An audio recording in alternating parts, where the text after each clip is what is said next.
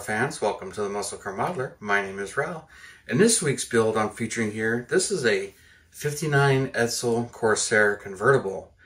And a pretty rare car and a very unusual story, of course. The whole Edsel story is fascinating and very different. For a car company that expanded and was producing a whole nother line with bad timing and a whole lot of other, it's easy to say bad choices at this particular point in time in history, even though that was, 60 plus years ago. But still a car that I think is pretty cool, and I just really like them anyway. Some of these 50s cars with all the chrome and everything on it. But yeah, when it came to the Edsel, this is its second year. Had a really rough year for the first year, but even then, it seemed like a car that they didn't know what to do with it or what place to put it in, because in the Priceline index, Fords were the cheapest, then came Edsels, and then Mercury was higher line and Lincoln was the top of the line when it came to pricing. But they threw a whole lot of features and stuff into the Edsels, and they were a little confused. They didn't have their own dedicated line, and so there was a lot of confusion and quality issues with the 58s. Because depending on which model it was, some of them were built on the same line as Fords, and some of them were built on the same line as Mercury's. So the workers, there was some confusion on the parts and some quality, and they tend to slow down the assembly line when an Edsel came down the line, and they had to jump around and figure out which parts actually belonged on it. For 58, there were 4 models of the Edsel, and then the top of the line was a Citation, then came the Corsair. Then after that was the Ranger, and then the Pacer was the bottom model, not to be confused with the AMC Pacer. But a Pacer may have been used before, but those 4 models were available in 58. And in 58, they sold like 63,000 units. So, for the introduction year, that was its best-selling year.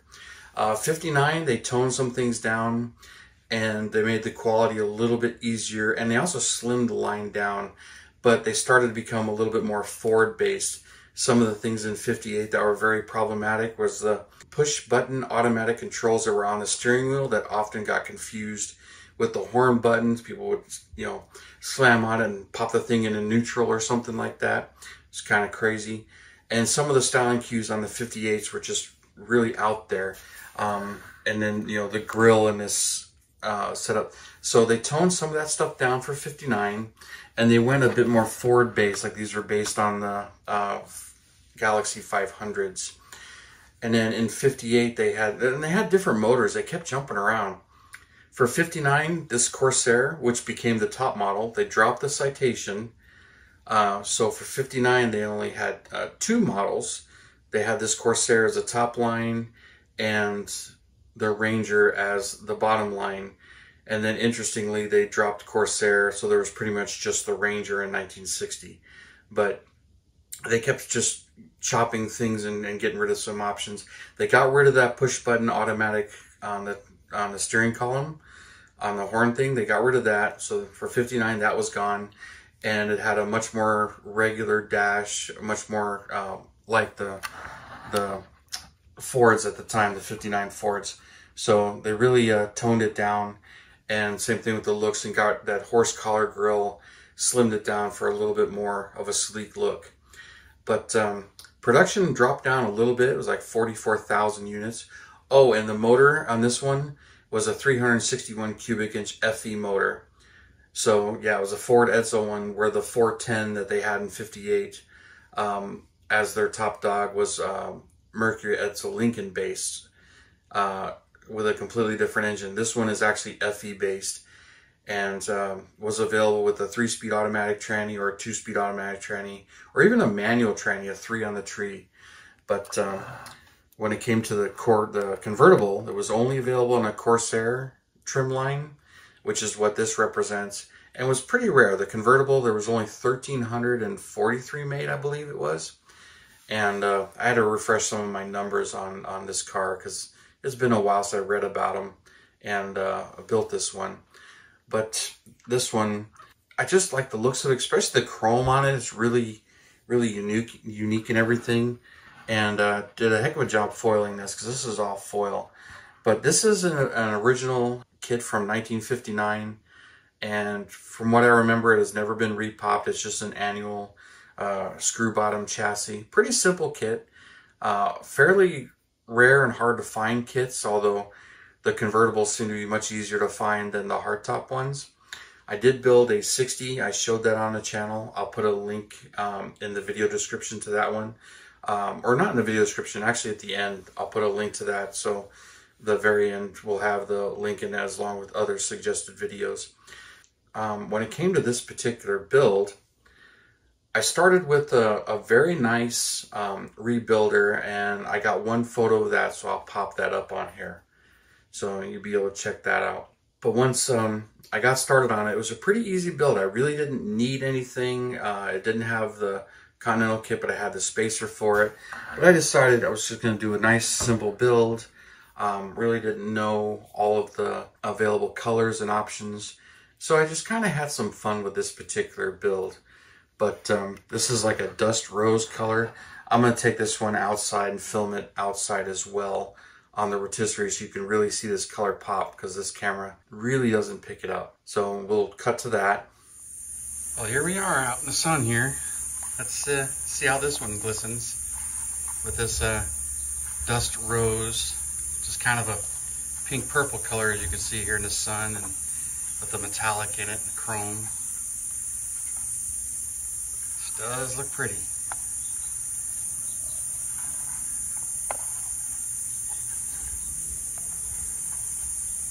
Really did a nice job on the foil on this one.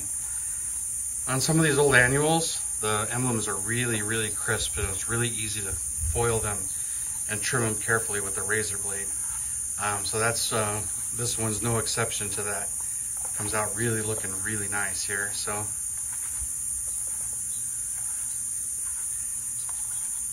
and that chrome. Wish Chrome Tech Bob hadn't retired, but he did a really nice job on a lot of chrome stuff and everything. So really happy with the way this one had come out, being restored, and what I started with was a really nice one, so she looks really good. So here we are. All right, we'll continue on inside. All right, so I hope you enjoyed that out in the sunlight, and I know it really pops. It's a beautiful color. This is a dust rose color that testers had, Model Master, and I think I still have a little bit of it, but it came out really pretty nice. But also, those of you guys that are new to the channel, please consider subscribing and hitting that bell button and everything, and giving us some likes and everything. And I really do appreciate your comments. But we'll get more to that at the end. But thank you for tuning in and checking this out. And if you really enjoy this content, check out some of my other videos. But when it comes back to this particular build, we'll get a closer look. It's a real simple interior, but it's a real nice interior. It's a little bit hard to paint sometimes with these ones. That the seat's molded in place, so it's really only the convertible boot, the steering column, wheel, and a dash. So a 4-part interior. This one really doesn't have any pedals under there at all. Or my 60 actually has the pedals. But very basic detail when it comes to that. Really nice glass in this one, and a lot of foil work. And some of these are replacement Model Haus parts at the time, and getting the mirror and hubcaps, because those were kind of missing and always missing. But you can really see the foil work right there, and getting the bare metal foil on the side, and came out really nice. And then the hubcaps were painted the same color as the body, but kind of hard to do that. And then here's a nice shot of the rear. It just really stands out, and I just like the way this one looks. Pretty bold, but everything on this is on a horizontal pattern, and the front's kind of the same, other than just having this bulge in the front that really kind of breaks it up and makes it stand out. But still pretty cool, and you can kind of see my little blue dot right there in the middle, trying to detail those out a little bit, and the Edsel chrome right there on the hood. But she looks pretty good, and there's really not much to the chassis also. It's a screw bottom chassis, so it's pretty much all blacked out, and just the exhaust, the leaf springs, and the gas tank are painted, but a little bit of aluminum on the exhaust and steel on the tranny, leaf springs, and gas tank, just to bring it out. But just a real simple chassis, which is one of the things I like about some of these annuals when it comes to rebuilding them and restoring them is they're real simple builds, but sometimes they have a whole bunch of holes and all this stuff glued on it. But this one was just a very nice one. So just having to get this stuff re-chromed, and the detail engraving on the grill is nice and deep, so it's much easier to detail and paint. But yeah, there she is, and you know, it's just a cool car and just an interesting look and everything.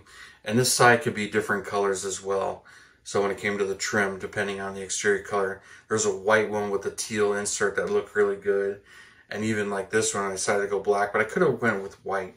But I went with black just to really make it stand out and go with the black and white interior. But it came out pretty cool, and I was really happy with the way this one came out.